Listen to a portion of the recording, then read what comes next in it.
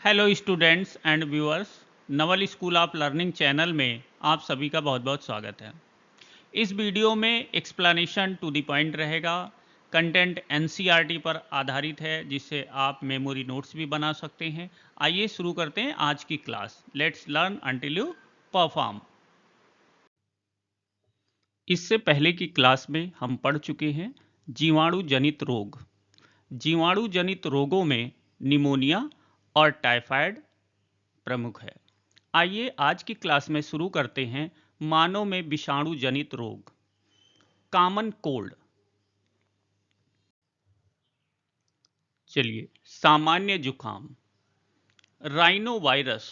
ये rhino virus के द्वारा होने वाला एक सामान्य विषाणु जनित रोग है। ये नाक और श्वसन पथ को प्रभावित करते हैं, लेकिन फेफड़ों को नहीं। यदि आप देखेंगे तो ये आपका श्वसन पथ है। यदि आप देखें, ट्रैकिया और ब्रांकाई, ये ट्रैकिया और ब्रांकाई को प्रभावित करते हैं। इनके लक्षण नासीय संकुलता, नाजल कंजेशन, कंठदाह, स्वर रुक्षता अर्थात फटी हुई आवाज, खांसी, सिर दर्द, थकावट आदि। संक्रमण कैसे होता है इसमें?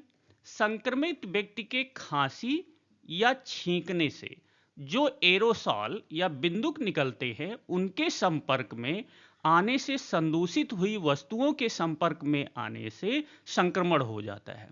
यदि कोई व्यक्ति सर्दी जुकाम, सामान्य जुकाम से ग्रसित है, संक्रमित है, और उसके द्वारा जो भी चीजें प्रयोग में लाई जाती हैं, उन सब से ये फैलता है और इसका संक्रमण हो सकता है।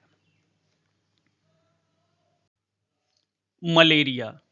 मलेरिया एक प्रोटोजोअन रोग है जो प्लाज्मोडियम की विभिन्न जातियों से होता है। Plasmodium vivax, Plasmodium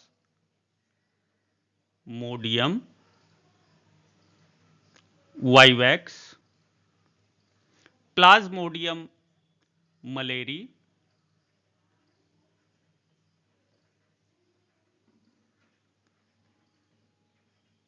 Plasmodium फाल्सीपैरम।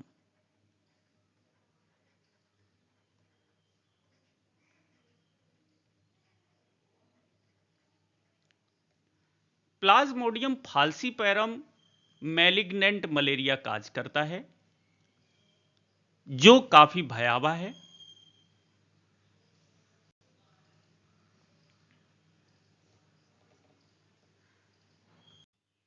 आइए मलेरिया परजीवी के जीवन चक्र के बारे में अध्ययन करते हैं। मलेरिया का जो परजीवी है प्लाज्मोडियम, एक प्रोटोजोआ है। इसका संचरण संक्रमित व्यक्ति से स्वस्थ व्यक्ति में मादा एनाफिलीज मच्छर के द्वारा होता है। फीमेल एनाफिल्स मॉस्किटो एक संक्रमित व्यक्ति से स्वस्थ व्यक्ति में इसके रोगाणुओं को फैलाने के लिए जिम्मेदार है। इसके रोगाणु दो परपोषी में अपना जीवन चक्र कंप्लीट करते हैं। पहला है फीमेल एनाफिल्स मॉस्किटो और दूसरा ह्यूमन बींग्स। चित्र में यही दिखाया गया है। आइए चित्र के माध्यम से हम इसको समझने का प्रयास करते हैं।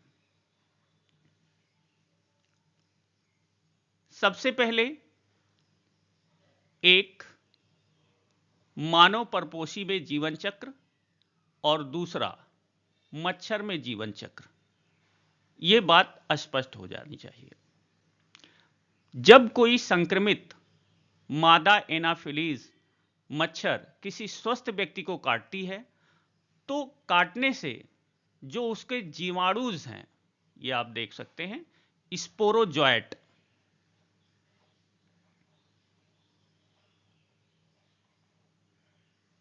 जीवाणुज स्वस्थ व्यक्ति के ब्लड में प्रवेश कर जाते हैं।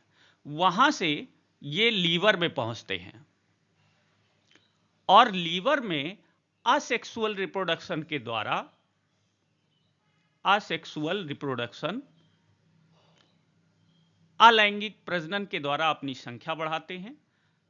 संख्या बढ़ाने के बाद ये आरबीसीज, रेड ब्लड सेल्स में पहुंचते हैं, वहां मल्टीप्लाई करके असेक्सुअल रिप्रोडक्शन के द्वारा अपनी संख्या बढ़ाते हैं, और जब इनकी संख्या ज्यादा हो जाती है, रेड ब्लड सेल्स फट जाते हैं और एक टॉक्सिक पदार्थ निकलता है, वहां पर विषैला पदार्थ निकलता है जिसको हम हीमोजॉइन कहते हैं।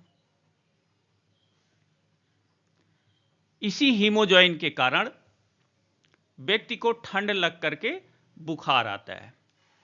वहां से ये अपने लैंगिक अवस्था, युग्मक जनन अवस्था के लिए मच्छर में प्रवेश करते हैं। अब ऐसे व्यक्ति का जब रक्त मच्छर द्वारा चूस लिया जाता है तो आगे की प्रक्रिया ये फीमेल एनाफिल्स मॉस्किटो में कंप्लीट करते हैं। वहां पर इनका लैंगिक जीवन चक्र पूर्ण होता है। यहां पर आप देख सकते हैं सेक्सुअल रिप्रोडक्शन। यह भी क्वेश्चन पूछा जाता है कि मानव में किस प्रकार का रिप्रोडक्शन कंप्लीट करते हैं ये, और मच्छर में किस प्रकार का। तो आप देख सकते हैं असेक्सुअल रिप्रोडक्शन ये मानव में होता है और सेक्सुअल रिप्रोडक्शन ये मच्छर में होता है। एक बार पुनः ये मच्छर की लार ग्रंथियों में पहुंच करके जीवाणुज किसी फिर स्वस्थ व्यक्ति में प्रवेश करने के लिए तैयार हो सकते हैं। इस तरीके से चित्र में हमने देखा कि यह रोग संक्रमित एनाफिलीज मॉस्किटो के द्वारा फैलाया जाता है। प्लाज्मोडियम जो कि एक प्रोटोजोअन है, स्केर स्पोरोजॉइट का रूप संक्रामक होता है। जब भी आपसे क्वेश्चन पूछा जाए कि वो कौन सी अवस्था है प्लाज्मोडियम पैरासाइट की जो संक्रामित करती है, तो वो स्पोरोजॉइट, इन्फेक्शियस जो रूप है वो स्पोरोजॉइट है, जीवाणुज। अर्थात जीवाणु सबसे पहले ह्यूमन बींग्स में प्रवेश करते हैं। ये 1 मार्क्स क्वेश्चन पूछा जा सकता है आपसे।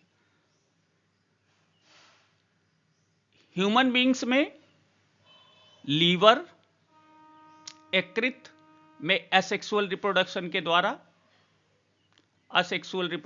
द्वारा ये अपनी संख्या बढ़ाते हैं स्पोरोजॉइट्स, और आरबीसीज में, रेड ब्लड कार्पसल्स में असेक्सुअल रिप्रोडक्शन के द्वारा ये अपना संख्या बढ़ाते हैं।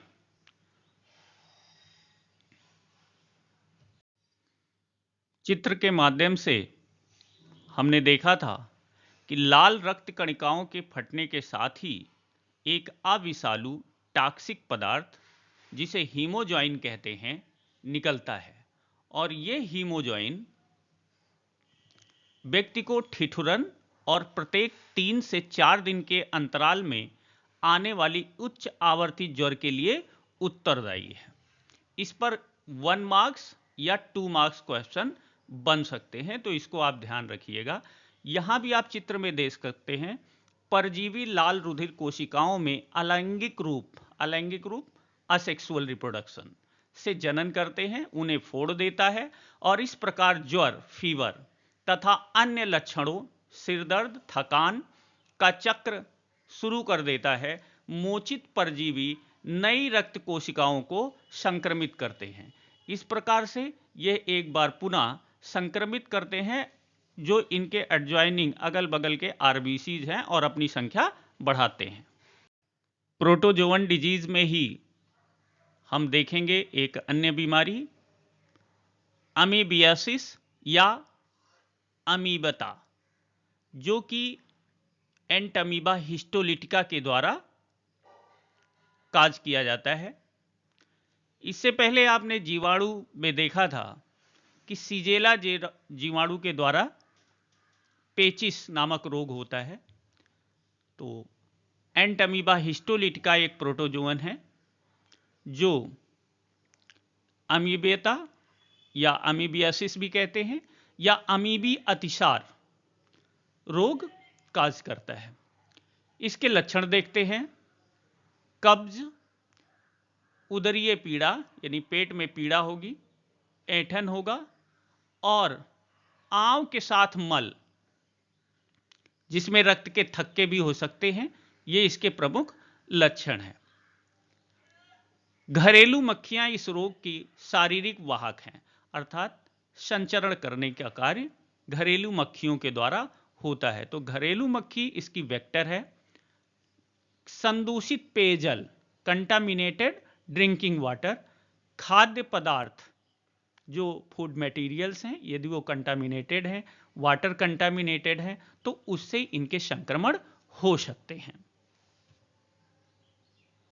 प्रोटोजोवन डिजीज के बाद अब हम पढ़ेंगे एस्केरियासिस और फाइलेरिया। सामान्य गोल कृमि एस्केरिस और फाइलेरिया कृमि उचेरेरिया कुछ ऐसे कृमि हैं जो मनुष्य के लिए रोगजनक हैं। एस्केरिस से एस्केरियासिस नामक बीमारी फैलती है। एस्केरिस, जिसे आप पेट का केचुआ भी कहते हैं, यहां आप देख सकते हैं, मेल और फीमेल एस्केरिस अलग अलग होती है, अर्थात सेक्सुअल डाइमॉर्फिज्म पाया जाता है। रोग के लक्षण यदि आप देखें, आंतरिक रक्तस्राव, अत्यधिक इन्फेक्शन हो जाने से जो आंत की कैपिलरीज होती हैं, ब्लड कैपिलरीज, उनके फटने से रक्तस्राव होता है, ब्लड डिस्चार्ज होता है। पेशीय पीड़ा, ऐंठन होती है, बुखार भी आ जाता है, एनीमिया, रक्त की कमी हो सकती है, आंत्र का अवरोध, ये इसके लक्षण हैं। इनका फैलाव कैसे होता है? कंटामिनेटेड फूड एंड वाटर से, अर्थात ऐसे संदूषित पानी, साग सब्जियां या फलों का सेवन करने से जिनमें राउंड वर्म्स के स्पोर्स उपस्थित रहते हैं, मौजूद रहते हैं, इनका संचरण होता है ऐसे भोज्य पदार्थों को या संदूषित पानी को पीने से। फाइलेरियासिस या फाइलेरिया बीमारी उचेरेरिया कृमि के द्वारा फैलता है। इसकी दो स्पेसीज आपके सामने स्लाइड पर है, उचेरेरिया बैंक्रॉफ्टाई, उचेरेरिया मलाई। इस रोग को एलिफेंटियासिस भी कहते हैं। क्यों? क्योंकि इसमें जो पांव है वो एलिफेंट्स फुट की तरह हो जाता है। इसके लिए विद्यालयों में नेशनल डिवर्मिंग डे पर टैबलेट भी खिलाया जाता है। इस रोग की वाहक मादा मच्छर है। दाद या रिंगवर्म, आप बच्चे इससे परिचित हो सकते हैं। माइक्रोस्पोरम, ट्राइकोफाइटान और एपिडर्मोफाइटान कवक के द्वारा यह रोग काज किया जाता है। रोग के प्रमुख लक्षण हैं त्वचा, नाखून और स्कैल्प पर सूखी स्केली लीजन्स। आमतौर पर दाद या रिंगवर्म मिट्टी से या संक्रमित व्यक्तियों के तौलिए, कपड़े या कंघे तक का प्रयोग करने से फैलता है। चित्र में आप देख सकते हैं। तो इसका जो काजेटिव एजेंट है, रोग कारक है, वो माइक्रोस्पोरम, ट्राइकोफाइटान और एपिडर्मोफाइटान। ये मल्टीपल चॉइस क्वेश्चन में या 1 मार्क्स क्वेश्चन में पूछा जा सकता है।